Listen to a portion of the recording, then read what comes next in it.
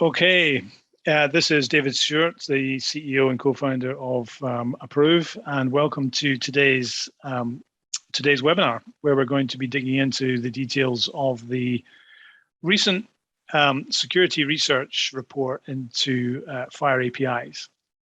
And what we'll do now is looks like the number of people joining is slowing down now. So we're going to do this in three pieces. First of all, we're going to talk about the research itself, kind of at the high level, what we were trying to achieve, what was achieved, and what the response has been since then, because it certainly stimulated a lot of response, and that will include a session with Alyssa on where you can ask her anything you like. So there is a Q&A button at the bottom of your screen, should be, and so if you have any particular questions, please throw them in there and we'll attempt to answer as many of these as possible. We have already received a number of questions ahead of the webinar because we requested them.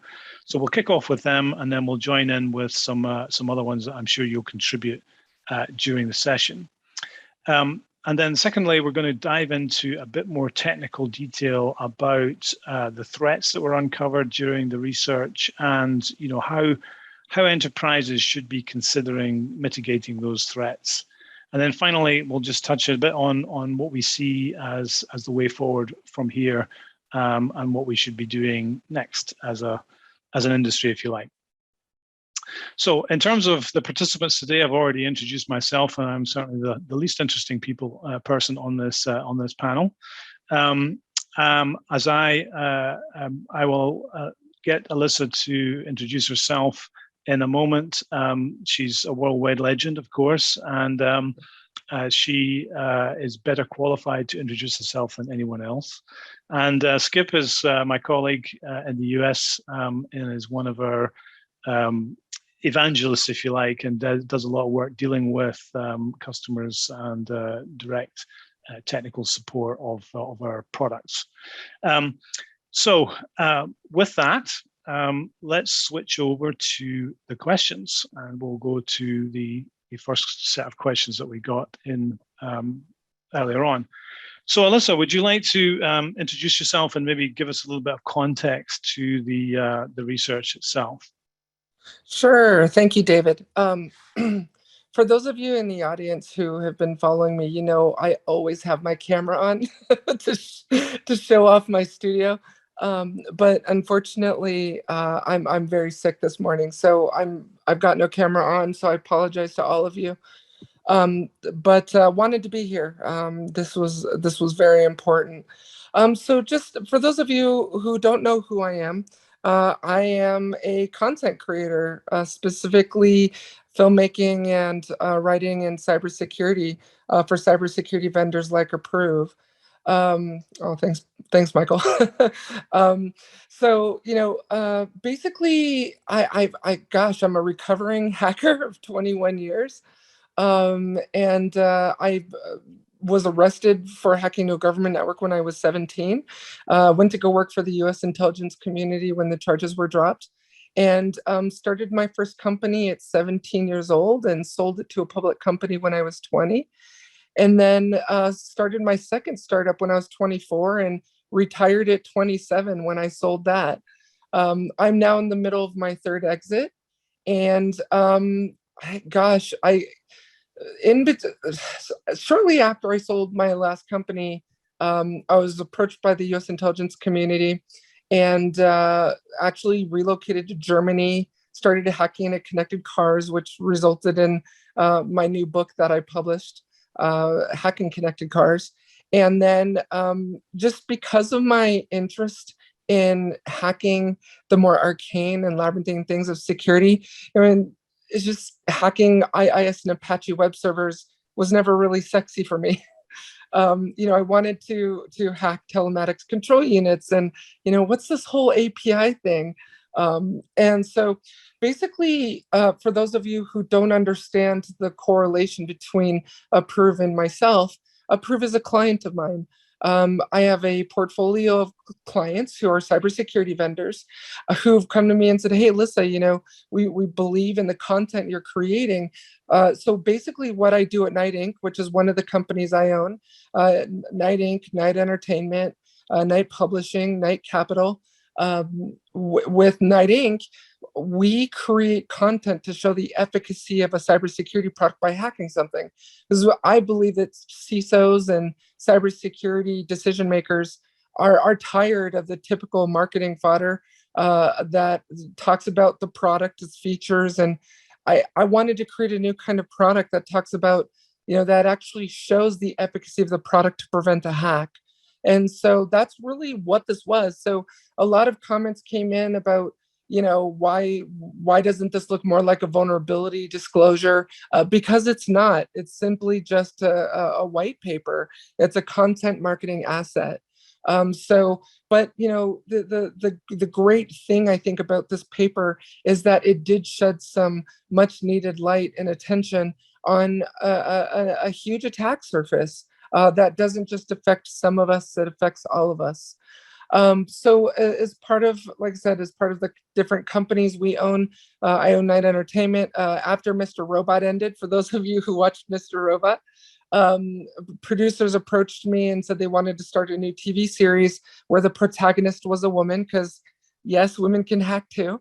And so I'm writing a new screenplay for a new TV series based on my life.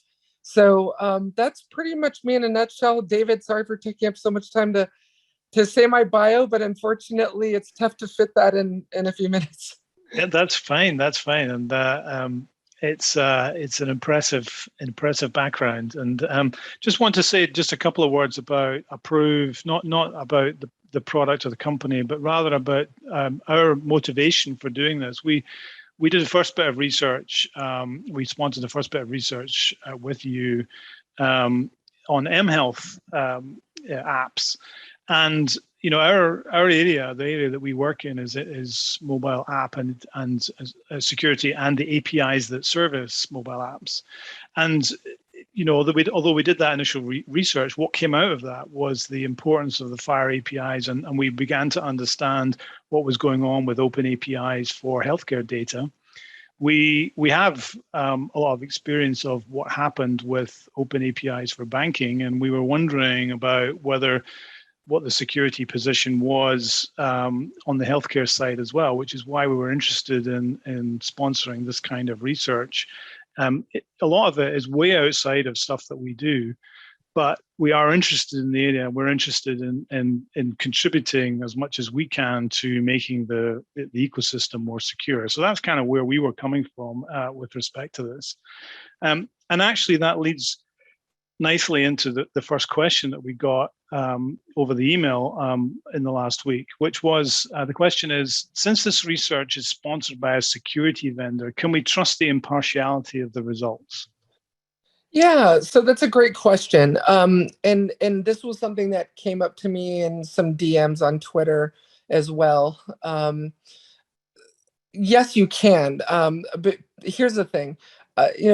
My followers, the market, I believe, knows that I'm not just going to put my name on anything. That if I do accept a client and I do write or create videos around it, for those of you who've seen my YouTube channel, that I feel like they know that they can trust the integrity and partiality of my research. That integrity has just always been there in everything I've published historically. My clients do not dictate what I write in the reports.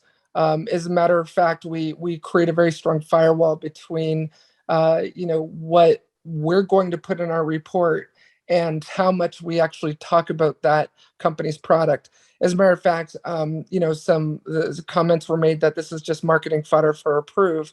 And so I went through the report and actually found just one bullet point where I talked about Approve, and it was relevant to the fact that I said that the APIs that had Approve in front of it was successful in preventing me from talking to those API endpoints. So, and that was one bullet point in like a 50-page paper. So I disagree with the fact that it was marketing fodder.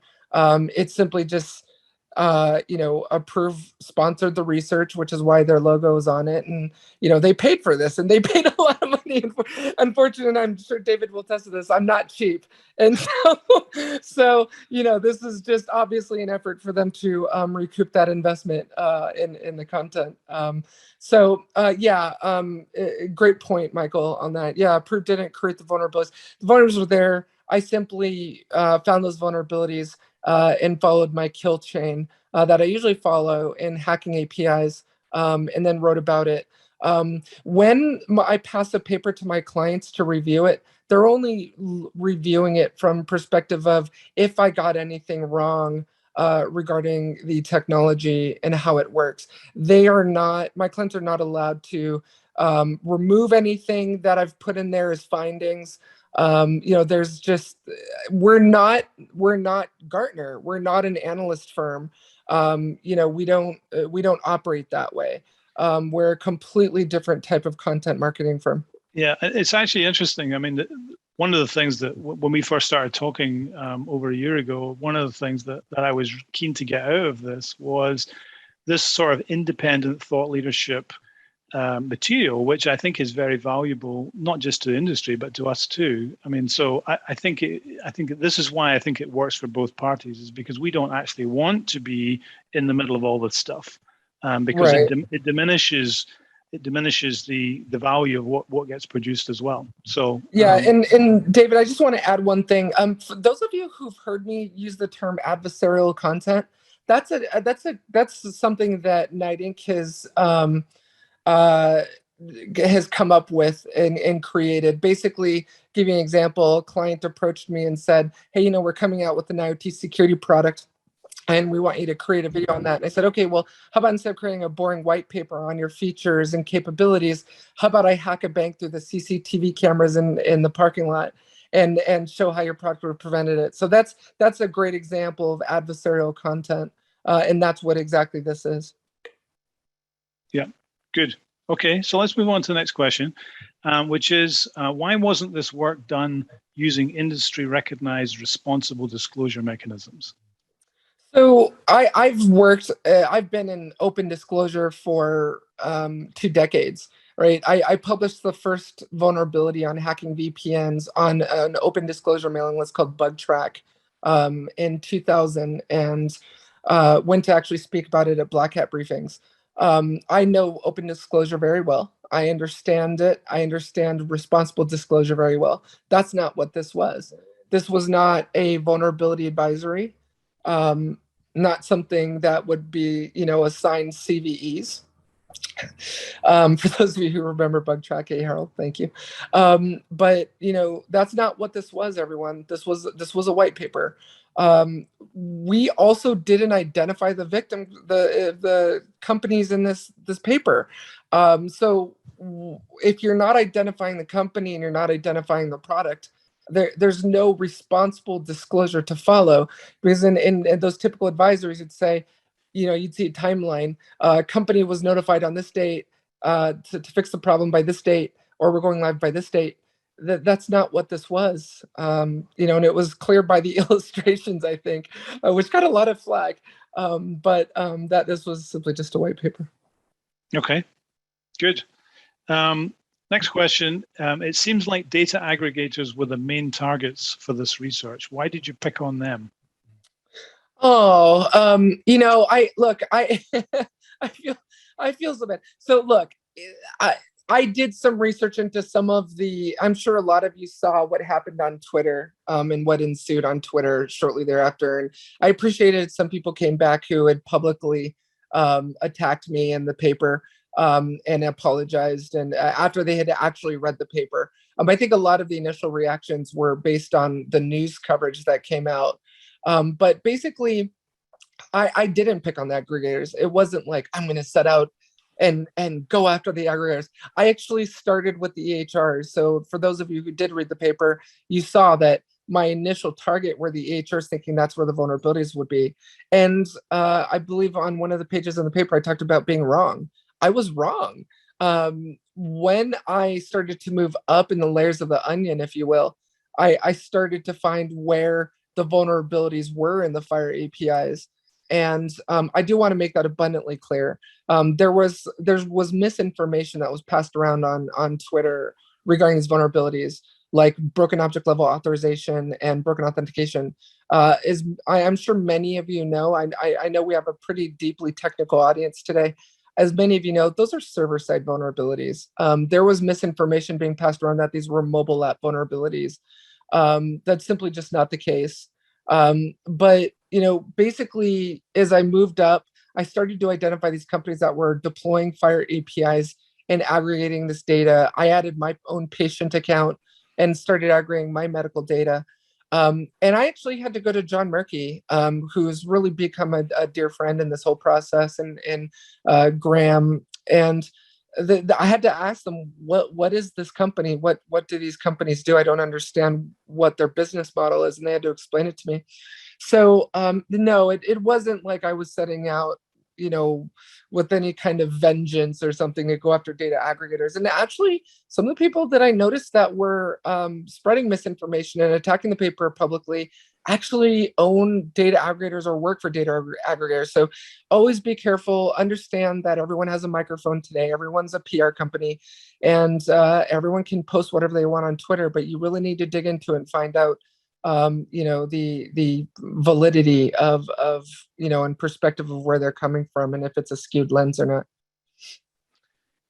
Yeah, and I mean, I suppose the other way of thinking about it is you basically behaved like a hacker would. You just kept looking around different parts of the ecosystem. I'm a hacker, right? Yeah. So I'm a hacker. I followed the breadcrumbs. I followed the kill chain. For those of you who are familiar with the concept of the kill chain model, developed by Lockheed Martin, I followed a kill chain. I just, and here's the thing, everybody, isn't it good that a white hat discovered these vulnerabilities versus black hat? I'm able to bring this research data to all of you, say, look, let's not out individual one company and point fingers.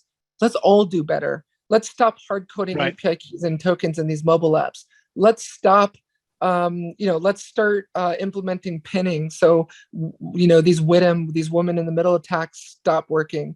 Let's just do better. Let's authorize and not just authenticate. Yeah.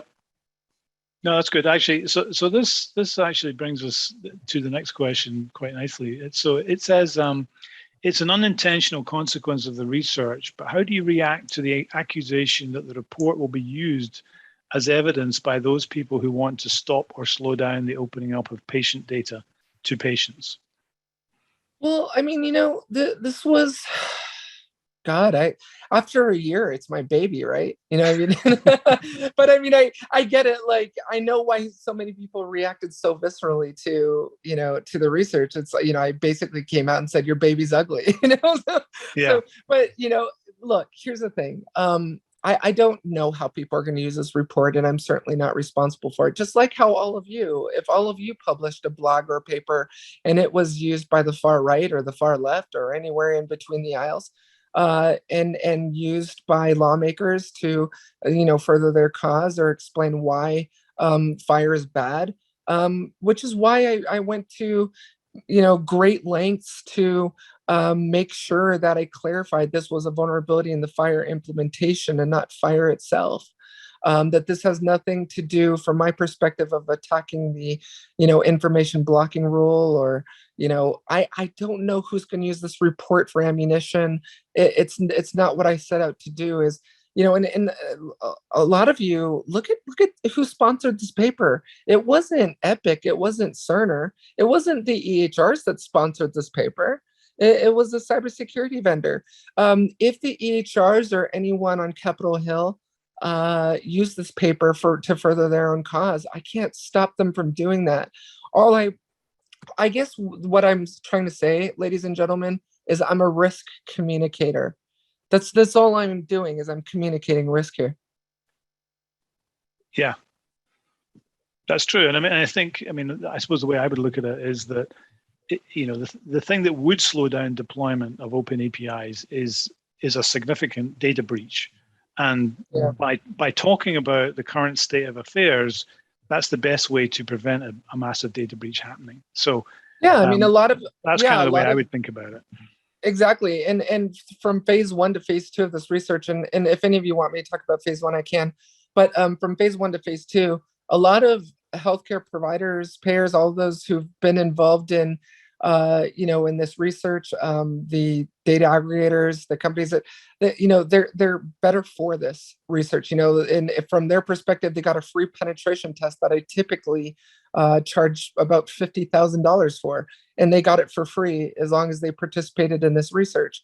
And so they're better because of it. They're more secure, and this is point in time, right? All of I have many other clients, and I can't spend full time 7 days a week hacking on this. This is just point in time. Had I spent more time, sure, I would have found more. But that's the crux of pen testing, right? For those of you who are pen testers in the audience, put a comment out there, back me up on this. I mean, it's the more time you spend hacking at something, the more you're going to find, which is really what sucks about this whole thing is that adversaries only need to get it right once. We have to get it right all the time as defenders. That's a really good point. Yep. Okay, let's move on. Next one is, did you look at both clinician and patient apps? I believe that the relevant FHIR API rules are different for each. And if so, did you find the security was at the same level for each? Yeah, so one of the things that there's a big misperception of regarding hackers is that we just kind of come out of the womb knowing this stuff. I didn't even know what the heck FHIR was when I walked into this. I didn't know who HL7 was. I didn't understand the distinction between the ONC and Health and Human Services. I'm one of those weirdos that likes to really dig into the research and understand the backdrop to things. Going all the way back to the 1960s, the first digital healthcare system deployed. So I learned a lot in this process.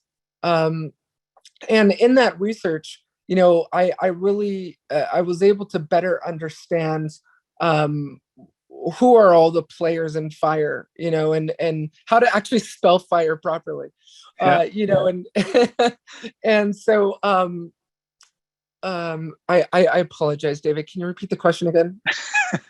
I'm sorry, I completely forgot the question. No, it's about clinician. I'm on a lot of pain meds, right? I'm on a lot of painkillers right now. Sorry. Yeah, no problem. It's clinician and patient apps. Did you look at both? Yeah. So one of the things that was really interesting in this research is someone came up to me. Actually, I think it was John Murky, who said, actually, clinicians should have access to other patients that are not assigned to them in case they need to access it, but it's frowned upon. If a clinician is accessing a patient record that doesn't belong to them, a lot of clinicians are losing their jobs because of that. So it's frowned upon. It's not against the law. It's not, illegal, but it's frowned upon by the organization, and they're questioned why they accessed a particular patient's record that's not assigned to them. For example, if a clinician wanted to access Britney Spears' record. But what I did find in this, and to expound on that, is yes, I had a clinician login on one of these attacks. I was able to access another patient that wasn't assigned to me, but because it was an aggregator and because they weren't isolating their databases from across the different apps in their ecosystem, you could access patients for other healthcare providers and for other apps, which shouldn't be allowed. I understand if a clinician is accessing another patient record for the same hospital that they work at, but because the data aggregators, for some reason, they're creating a massive data lake and they're pooling all of the patient data in a single data lake. They're not creating isolated databases for each microservice and for each app, for each instance. So all the data is one big pool. So if you know the patient record IDs, you're accessing patient records for a completely different healthcare provider and a different app. And to build on that answer, yes, I also had a single patient login that allowed me access to the other patient records. So I had a separate clinician login and a separate patient login. Okay. Right. Next one quotes the report. It says it picks out 100% of FHIR APIs tested allowed a single authenticated patient to access other patient health records, which is what you just said. And then the question is there no mapping control within the FHIR APIs so that a patient who authenticated can only access their records. Does this mean Yeah. that FHIR API resources are not secured from a resource patient level? Here's the thing. This is one of the questions where I'm going to say that the answer is probably inappropriate for me to answer. That's probably something that John Murky or someone from HL7 should answer. But I'll say my part. I was able to. So definitely it should be. But again, everyone, it depends on the implementation, right? So if I implement FHIR and let's say Michael implements FHIR, we could have completely different FHIR implementations. And mine could be, we'll pick on Michael. Let's say Michael implements it and, without scopes, without any kind of authorization. He's authenticating and issuing tokens, but he's not authorizing. And I can implement it more securely and authenticate and authorize. Even though we're using the same FHIR version, we're using the same FHIR standard. It's not like Michael and I are going to Best Buy and buying a shrink-wrapped FHIR API off the shelf, with all the security baked in. It just doesn't work that way. This is a framework, right? So everyone's going to implement it differently. Some may just be more secure than others. But as far as that's concerned, gosh, I almost kind of feel like I'll defer that to HL7. I mean, it should be, but that's not what I found. Yeah. Okay. So I'm going to just pick a couple more, and then I want to move into the technical session. We are getting a lot of questions in, and I'm doing my best to manage this, but there's going to be, I could already tell you there's too many questions. But hey, David. Yeah. Hey, David, what if we were to take all the questions from this webinar and maybe publish a blog or something later? Absolutely. We'll definitely do that. We're answered. Because I know many of you already know this. HL7 published an announcement on their website. I want to say they're even forming a working group at this point to focus on addressing these issues. The Office of Inspector General for HHS and ONC, they've reached out to me in this, and the reception from lawmakers, from regulators, has been very positive in wanting this to make sure that, as we experience these nation state sponsored attacks in other areas of cybersecurity, that the current administration, current Biden administration really cares about this and, are working to address this. And we saw this recent news come out. I want to say, David, keep me honest here. I think it's the FTC, I think, came out with something. FTC, that's right. Yeah. So, I mean, they care about this and they're really wanting to collaborate with me and the community. HL7 is working on something to send out to regulators in response to this. So I think this is kind of like an all hands on deck, where I'm thankful that it's turned from attacking me and attacking the paper. Unfortunately, in this whole process, people came out and personally attacked me for this. And it should have never been an us versus her narrative. I really want us to just do better because, again, it's my patient records too. It's everyone's patient records. Right. And, we should expect a certain level of, care and security around that, which is why I think I've always focused my vulnerability research in these different areas of security, because it's like me with hacking cars. I care less about the hacker that wants to deface a website and more about the hacker that can, take over remote control of my car with my family in it from their living room. So I mean, the same thing with patient records. If your debit card is compromised, the bank can send you a new card in the mail. But how the hell are anyone going to send you new patient history because your PHI was, put on sale on the dark web? So I mean, this is a serious problem, and I'm just so glad that the conversation has turned away from attacking me to, let's extract the meaningful things out of this paper and do something about it. And so yeah, that's great. No, that is actually the next question was about how the regulators reacted to the research, but I think you've actually covered that. Sorry, no, it's fine. And I think the thing I'd add to that is that of course, regulation has we've seen this from the banking APIs. The regulator has an important role to propose and then later enforce, regulations around security. But what I think is important is that organizations need to look at what they need to do now ahead of any regulation, because that will take some time to be implemented, obviously. And that's actually what we wanted to touch on in the next part of the webinar today. So please keep the questions coming in. I'm going to pass over to my wonderful colleague Skip, who's going to pick it up from here, and I'll come back at the end. And in the meantime, I'll dig into the questions, and if we've got time, we'll see if we can squeeze in some more questions at the end. So thanks, Skip. Over to you. Thank you, David. And Melissa, I'm sorry you're not feeling so well. I did notice one of the questions was, are we recording this? And yes, indeed we are, and this will be available for you to review at your leisure. So I'm going to just try and walk through what I saw as the story as Alyssa began constructing it as her occasional sidekick in this process. So to kick off, we were definitely focused on Smart on FHIR, looking for vulnerabilities in the API, trying to learn about where they would be. Because the ONC final rule is definitely opening patient-centric healthcare, we decided to start with the sort of standalone app launch flow for patients. On the right, you see the kind of OAuth wrapped Smart on FHIR flow. And this is from a video by Joss Mandel. He's done a number of them, and he gives quite a good overview of this flow. So follow that up if you're interested in that. So as I said, we started with the standalone app. We were not doing rocket science hacking here. We followed pretty much a basic common script. We would start by reverse engineering the API. In this case, since it's an open spec, we simply read the spec.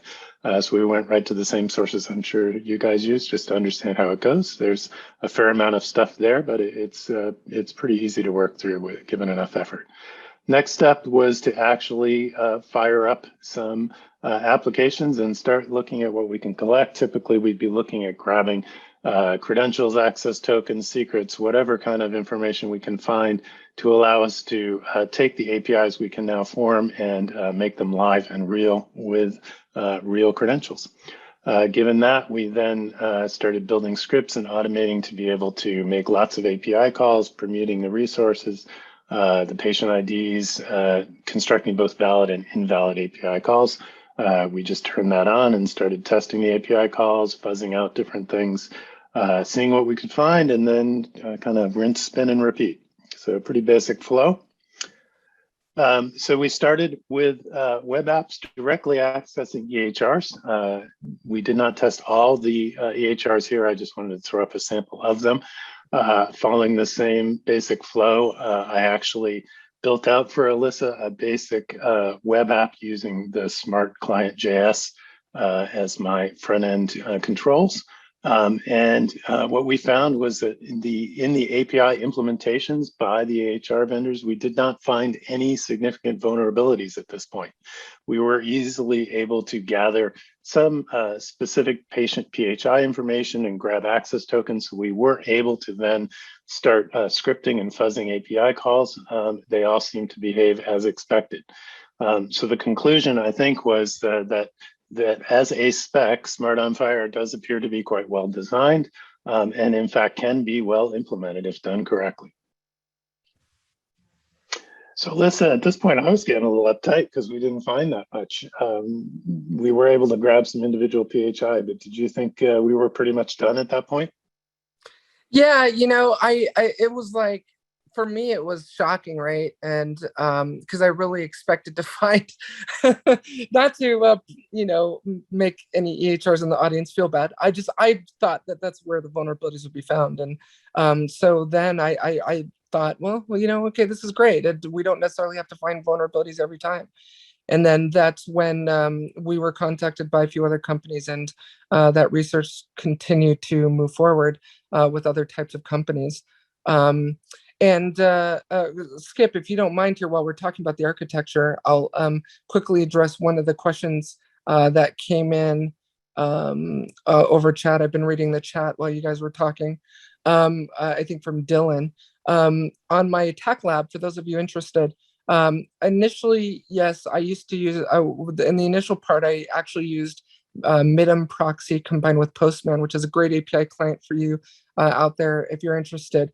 And I think that's where one of the most devastating vulnerabilities I found was I logged into one of the APIs and the vendor sent all of the patient records from the database, and I guess was relying on the mobile app or the web app to filter out the results to just show me mine, which was shocking. So for you developers in the audience, don't do that. Never rely on the client to filter out the results. You know, obviously you can use Postman or any other free API client and send those API requests manually and see what the API is sending back. So by just virtue of logging into one of them, again, just sort of day one of hacking 101, you know, is that I got all the patient records just by doing that. So that was my first initial tech stack for my attack lab.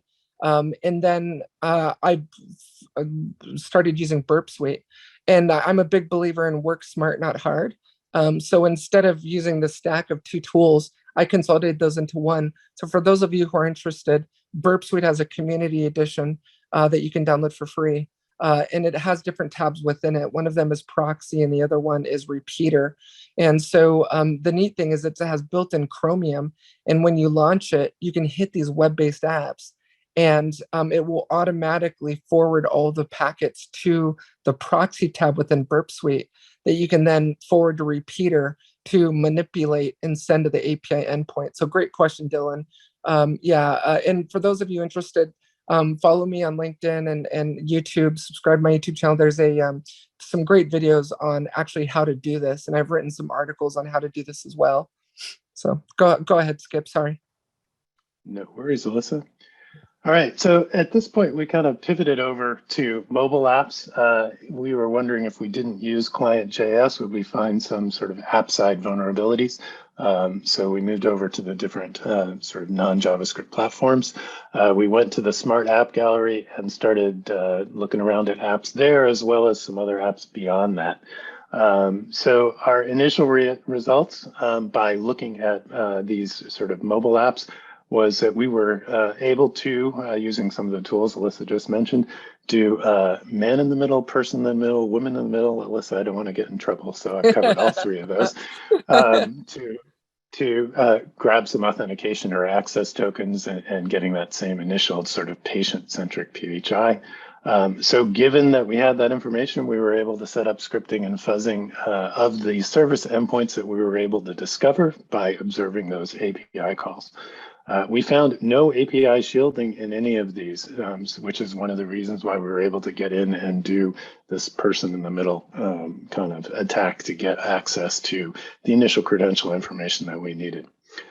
So just to take an aside, I use the term API shielding. I don't think we talk about this enough in our security platforms, but an API is properly shielded basically when the only API calls that are going to be serviced by the backend are ones that are authentic, coming from real apps, and authorized, both the user authorization, which we talk about, as well as the application identity and application authorization. So can we screen out or shield all that FUD, all those scripts and bots that are trying to make these API calls? And given that Smart FHIR is an open published API, it's easy to construct good looking API calls. So traditionally, this is done at the service perimeter, basically doing things like WAFs, which Alyssa has talked about, to just check for basic anomalies in API construction. Moving on towards things like rate limiting and adding sort of behavioral sequential checks. Does this stream of API calls look correct, feel correct? It's using machine learning is in vogue these days, but it's basically from sitting back in our bunker, does this look like or smell like it's correct? And this is a statistical game. So there are false positives and false negatives, but it's the best you can do currently sitting over at the service perimeter. We want to extend that perimeter all out through the cloud channel, up and around the apps and devices. So when we talk about adding client perimeter API shielding, we're talking about really locking down the connection between the agent, the user and app, to the back end.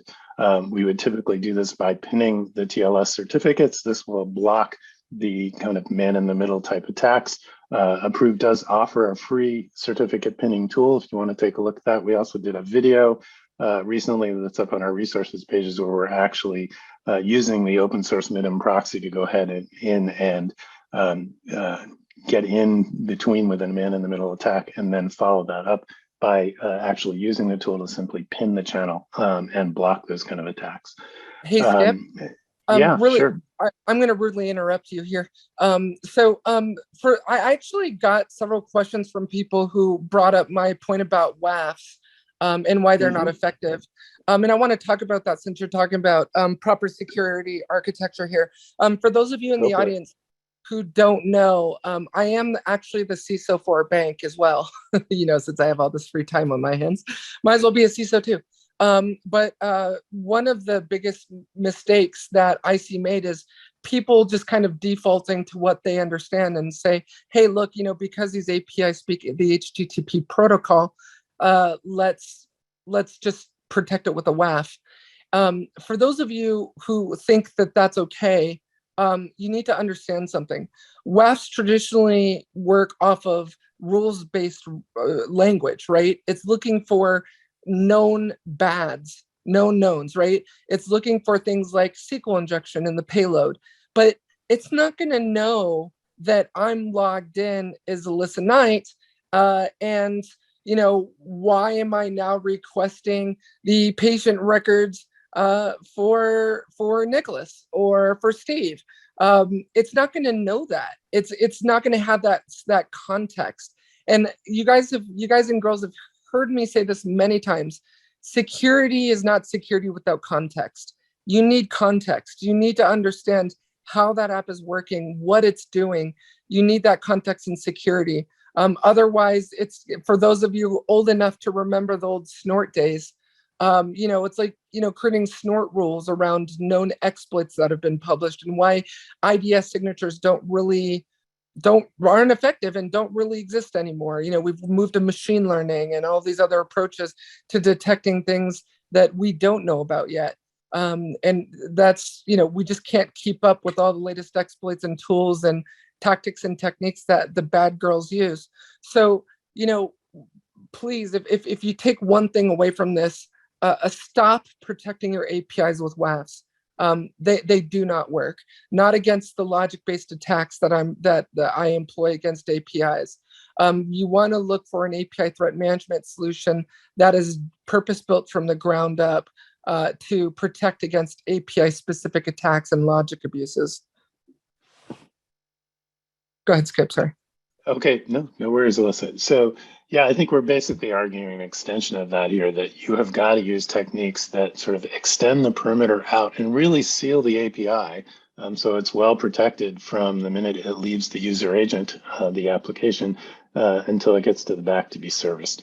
And that's really what we're talking about here. And the financial community has kind of got this. If you look at financial apps, they are pinning their TLS connections, a lot of them. They are checking the apps to see if they are tampered with. They are trying to identify them as being authentic and not sitting as bots somewhere. They're checking the devices to see if they're rooted. FinTech guys won't allow rooted devices by and large. Other areas may detect but still allow it. So we've done this pretty well. We're still growing on the FinTech side. So I have a strong opinion about this, but Alyssa, do you think these are applicable to the healthcare industry and FHIR in specific?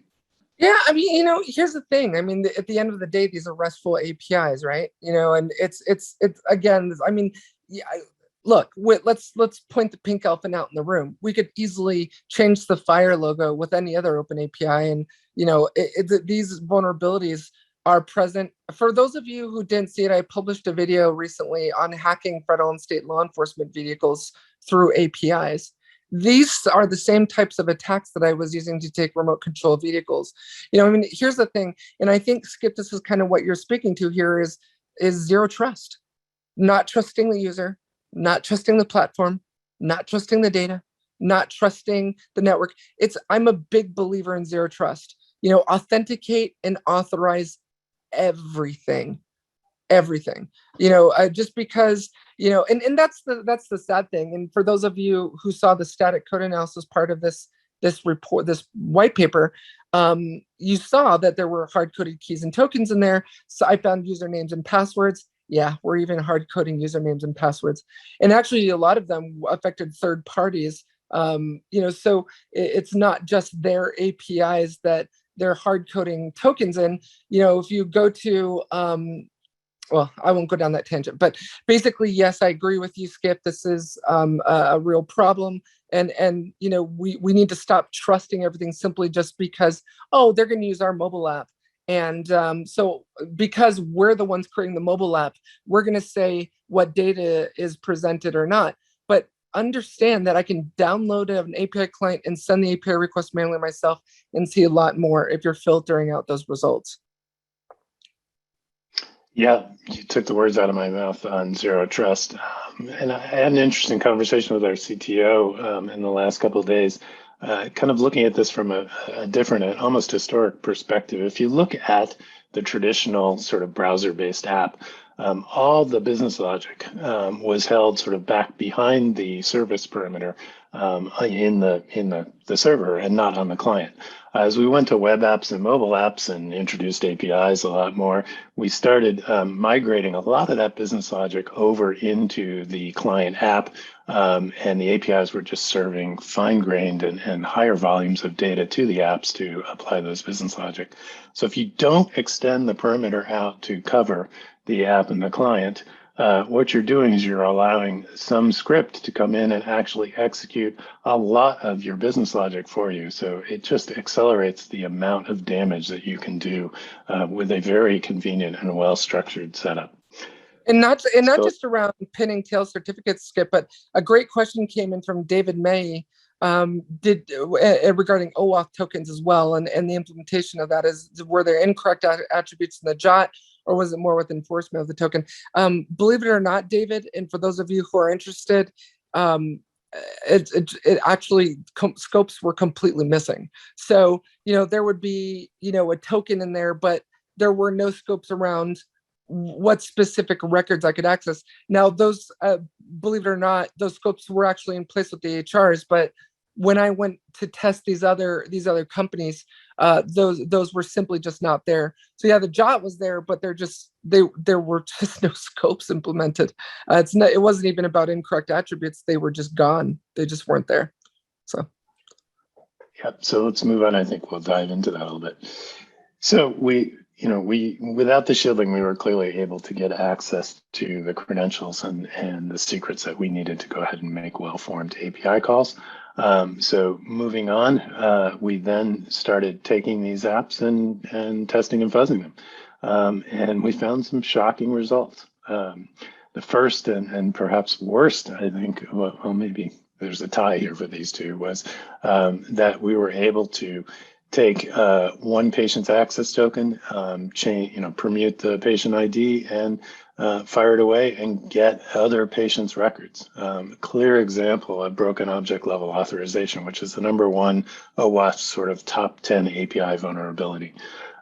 Secondly, perhaps a tie and worst implementation was that, again, using the API stuff, when API calls were made for one patient, we're getting back information about that patient plus lots of other patients too. And of course, if everything was sealed up, even though there's a bad vulnerability there, the business logic being locked onto the client would have shed the additional non-patient results, which is what was intended. But because we were able to script and go through using the credentials, we were able to get access to all that information. Kind of looked like maybe there was not a patient-centric implementation that they sort of grabbed and patched into their application. And instead, we're getting back sort of a doctor-level set of information. So it was pretty bad as we went through. So when we kind of dug into that a little more and tried to figure out what the heck is going on, we weren't talking to the AHRs directly. It seemed that when we characterized where these were coming from, that these were largely aggregator services. They were connecting to multiple EHRs in their backend, collecting and it appears to be storing the data records there. And then they had apps from different hospitals, but they were using the same infrastructure. So they were white labeling their app as they went out to different locations. So the end result of what we saw is there's a lot of pooled data here. And unfortunately, that sort of the EHR connections were probably secure as they were in the original implementations that we tested. But on the front side of this, the sort of last mile between the aggregator and the patient trying to get access through an app, there seemed to be just little to no enforcement in some of the apps we looked at of the underlying patient access scopes. So the JOT tokens, it actually, I don't think mattered whether the patient scopes were in the payloads of the JOTs or not. The end result was the backend was not checking and implementing those as they sort of went through that intermediary step of collecting the request, simply passing it through if the access token was signed properly, and then just went and grabbed whatever data they wanted from what looked like a well-formed API because they didn't look very deeply to check the IDs of the patients. Again, there was no fallback API shielding. If they had something to sort of block access to the credentials, then at least these apps would be the only ones that could access the backend. So even though the enforcement wasn't there on the front end, they still would not have been so easy to just pull lots of spurious patient information out. So there's no way around it. These are definitely implementation failures. They're not necessary. The spec clearly states what you're supposed to do, and in some of the apps we tested, clearly wasn't done. Hey, Skip, so one of the questions that go. came in was the distinction between aggregators and HIEs. You know, here's the thing, that's tough to answer. You know, I honestly couldn't tell you whether it's an HIE or a data aggregator, and you know the idiosyncratic nuances between the two. You know, we're just using sort of data aggregators as a catch-all, that these are organizations that are aggregating all of this data from different patients and different healthcare providers. So they're not just providing a service to patients; they're also providing services to the healthcare providers that they're aggregating from. Using the term aggregator or aggregation loosely, aggregating all this data into a massive data lake and then building apps around it. So just recommendations coming out of this, it's nothing shocking. There's a movement around talking about shifting left. If you look at the diagram on the right, DevSecOps, we're talking about taking more of the security and putting it earlier on into the development process. So it's just part of the development flow. So these API implementations are correctable. They could be caught by better testing. They should be caught by better testing. Hopefully it was not a business decision to do this. So clearly invest in shift left. Also invest in what we call shielding right. So looking again at the diagram, take the security and push more security, more proactive security into the ops side. So we're not just talking about monitoring operations, which is clearly important, discovering APIs, et cetera, but we're really talking about this kind of shielding technique to make sure that you're only seeing and servicing authentic API calls. You want to block any kind of probing so that you can't harvest credentials or reverse engineer APIs if that were applicable in this case. And if you can't get in other than through legitimate apps, then you cannot exploit vulnerabilities, both ones that you know and hopefully are fixing, as well as ones you may not have discovered yet. So shielding really, in my mind, needs more of a do it first kind of approach. Hey, Skip, also on recommendations, if I can just add a few things, you know, some more general things, you know what you've got. You can't protect what you don't know you have. So you know, a lot of organizations are now not only just hundreds of APIs, but thousands of APIs, right? So know what you've got. So you know what exactly you're trying to protect. Hack your own APIs. Like, you know, take a look at these mobile apps. If you have a mobile app, trust but verify. You know, loading this into something called Mobile Security Framework, or MobSF, and actually reversing it and trying to see if your developers hard-coded any tokens or keys in there that could bypass authentication is a real problem too. So there's obviously, Skip, as you know, this recommendation slide could easily be an entire webinar. But that's the best thing you could do is, again, hack your own stuff before the bad girls do. Right. So I asked you earlier, Alyssa, if you thought this would work in healthcare.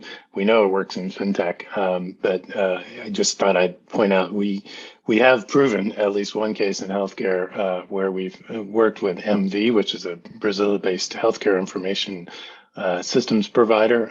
They were releasing in a medic app for doctors, and late in the game, pen testing revealed some vulnerabilities that were making them vulnerable to scripting attacks. So they went ahead and implemented shielding, and it worked for them. This is not a specific FHIR example, but you can go to our website if you're interested in more information there. So just back on the recommendation side, just wrapping up, I mean, this final rule has really given patients an opportunity to claim access to their data. But we need to do a better job securing that sort of last mile connection to the patient is the conclusion, I think, in the bottom line of the technical side of what we saw. So I think, Alyssa, anything more you'd like to add before I turn it back over to David? No, I think one of the best comments that I saw this morning in the chat was, this is a team sport. Right. When things like this come out, it's important that we don't attack the messenger, and make this personal. We're all on the same team here. We're all defenders, no matter what our role is.